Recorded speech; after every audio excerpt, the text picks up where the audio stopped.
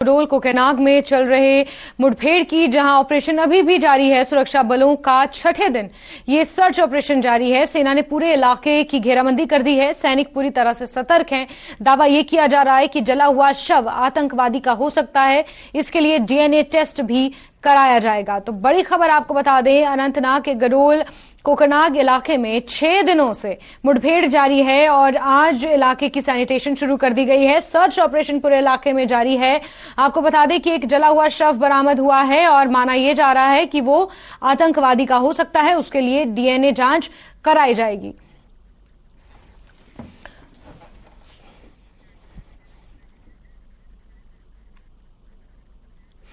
और बात एक और अहम खबर की, जहां एलजी मनोज सिन्हा का दौरा तय किया गया है। शहीद हुमायूं भट्ट के घर पर आज एलजी मनोज सिन्हा दौरा करेंगे और श्रद्धांजलि अर्पित करेंगे। शोक संतप्त परिवार के साथ वो मुलाकात करेंगे। आपको बता दें, हुमायूं भट्ट की सेना माफ कीजिए आतंकवादियों से लोहा लेते वक्त वो शहीद हो गए थे और उनके घर पर आज एलजी मनोज सिन्हा दौरा करेंगे और शोक संतप्त परिवार से मुलाकात करेंगे। उन्हें श्रद्धांजलि अर्पित करने के लिए आज एलजी मनोज सिन्हा उनके घर जाएंगे और उनसे मुलाकात करेंगे। परिवार वालों को सांत्वना बधाएंगे। इससे पहले आपको बता दें कि कई और राजनीतिक पार्टियों के नेता उनके घर जा चुके हैं, मुलाकात कर चुके हैं और आज एलजी मनोज सिन्हा का ये दौरा प्रस्तावित है, जहां शहीद हुमायूं भट्ट के घर का आज एलजी मनोज सिन्हा दौरा करेंगे और शोकाकुल परिवार को अपनी संवेदनाएं व्यक्त करेंगे।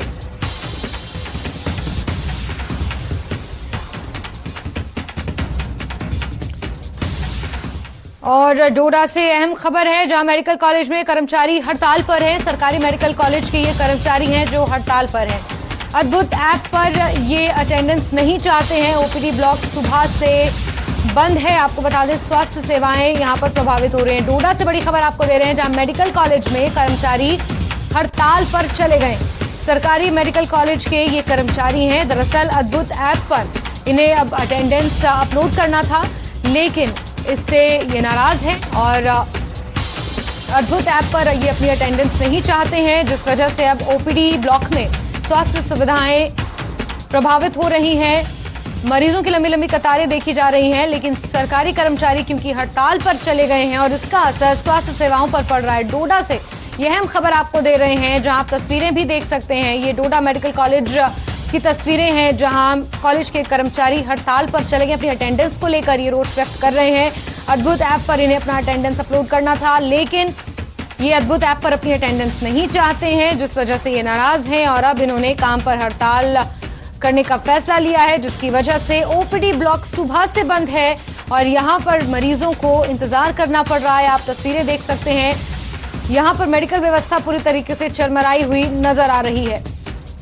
ये गवर्नमेंट मेडिकल कॉलेज डोडा है। दूर दराज से लोग यहाँ पर भारी मात्रा में अपने इलाज के लिए पहुंचे हैं और छोटे छोटे बच्चों के साथ भी लोग यहाँ पर पहुंचे हैं। बुजुर्ग यहाँ पहुंचे हैं, गंभीर रूप से बीमार लोग यहाँ पहुंचे हुए हैं, लेकिन सरकारी कर्मचारी क्योंकि हड़ताल पर है, जिस वजह से स्वास्थ्य सेवाएं प्रभावित हो रही हैं। आम जनता को इसका खामियाजा भुगतना पड़ रहा है। सरकारी मेडिकल कॉलेज का ये हाल है, जहां सरकारी कर्मचारी सुबह से ही हड़ताल पर है। अपनी अटेंडेंस को लेकर, अटेंडेंस का मसला है जो ये अद्भुत ऐप पर नहीं चाहते, इसको लेकर प्रशासन के खिलाफ इनका रोष है और ये तमाम कर्मचारी अब हड़ताल पर चले गए हैं। लेकिन बड़ी बात यह है कि इनकी हड़ताल का खामियाजा आम जनता को भुगतना पड़ रहा है। आम मरीज यहाँ पर परेशान हो रहा है। सुबह से ही ओपीडी ब्लॉक बंद पड़ा है, इनकी यहाँ पर कोई सुनवाई नहीं हो रही है। बुजुर्ग भी यहाँ इलाज के लिए पहुंचे हैं, बच्चे भी यहाँ इलाज के लिए पहुंचे हैं, लेकिन ओपीडी ब्लॉक सुबह से बंद है और स्वास्थ्य व्यवस्था पूरी तरह से चरमराई हुई नजर आ रही है।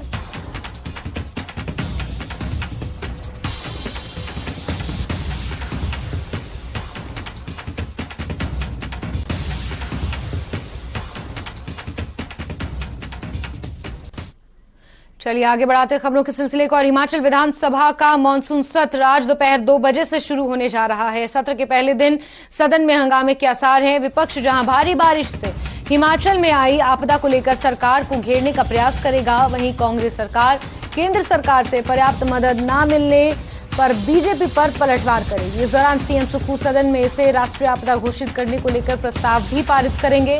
जिसे केंद्र सरकार को भेजा जाएगा। 25 सितंबर तक चलने वाले इस मानसून सत्र में 7 बैठकें प्रस्तावित हैं।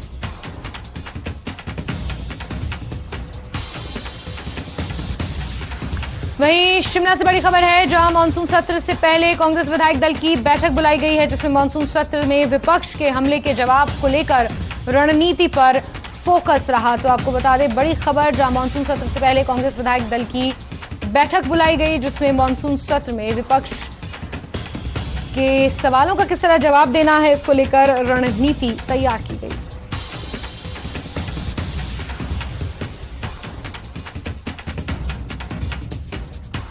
वहीं विधानसभा सत्र से पहले बीजेपी विधायकों की भी बैठक रखी गई, जिसमें नेता प्रतिपक्ष जयराम ठाकुर के साथ मानसून सत्र को लेकर रणनीति पर मंथन हुआ।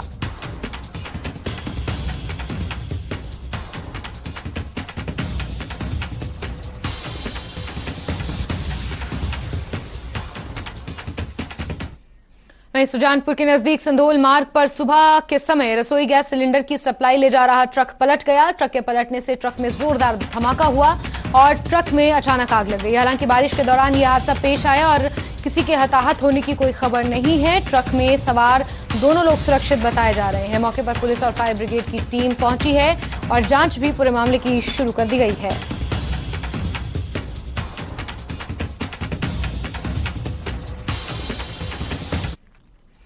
चलिए आगे बढ़ते हैं और मंडी के कुकलाहा गांव में फौरी राहत के नाम पर प्रभावितों को प्रशासन ने मदद दी है और एक भद्दा मजाक किया है, ऐसा आरोप लग रहा है। यहां जिन लोगों के पास शरीर पर पहनने के लिए कपड़े के सिवा कुछ नहीं बचा है, उन्हें प्रशासन ने फौरी राहत के तौर पर मात्र 5,000 की राशि थमाई है, जबकि सुक्खू सरकार ने ऐसे प्रभावितों के लिए 1-1 लाख के मुआवजे का ऐलान कर रखा है।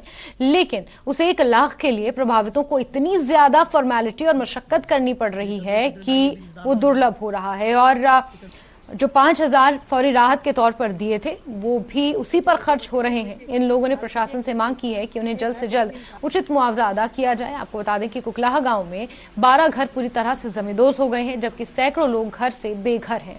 इनके पास अब रहने के लिए कोई भी स्थान नहीं बचा है। राहत शिविरों में ये अपनी जिंदगी गुजर बसर करने को मजबूर हैं। फौरी राहत हमें 5,000 रुपये मिली। जो पंडोह में सर बाढ़ आई थी, आज से मतलब जो पहले बाढ़ आई 9 तारीख को बाढ़ आई थी पंडोह में, उनको ऐसे ही रेत रात पानी पुनी अंदर घुसा और उनको 1 लाख रुपए फौरी राहत तुरंत दी गई उनके हाथों में। जब हमारी बारी आई गांव वालों की, तो गांव वालों को 5-5 हज़ार रुपये वो भी हमें मतलब 1 हफ्ते के बाद मिला, जो हमने प्रशासन पे जोर डाला। मतलब इकट्ठे हुए लोग, पत्रकार मंगाए, कोई ऐसे न्यूज़ लगवाई, तब दे के 5,000 रुपये हमें दिया। अदरवाइज हमें कुछ भी नहीं दिया गया सर। यहाँ प्रशासन की ओर से तिरपाल मिला है और कुछ राशन पानी भी मिल रहा है। उस दिन प्रशासन वाले भी आए, मौका करके चले गए, ना कोई फौरी राहत दी ना कुछ दी। जब हम लोगों ने कुछ बोला तब जाके 5-6 दिन के बाद हमको सिर्फ 5-5 हज़ार रुपये वो फौरी राहत के रूप में दिया गया। अब रहने का कुछ भी नहीं है, कहाँ रहेंगे हम? छोटे छोटे बच्चे हैं, वो बोलते हम क्या रहना मजी इधर बाहर, कैसे रहेंगे हम बाहर? बोले पूरा दिन दिशा कर, हम बोले कैसे सोएंगे? हम बोले अब तक कुछ नहीं रहा हमको, कहाँ जाएंगे हम?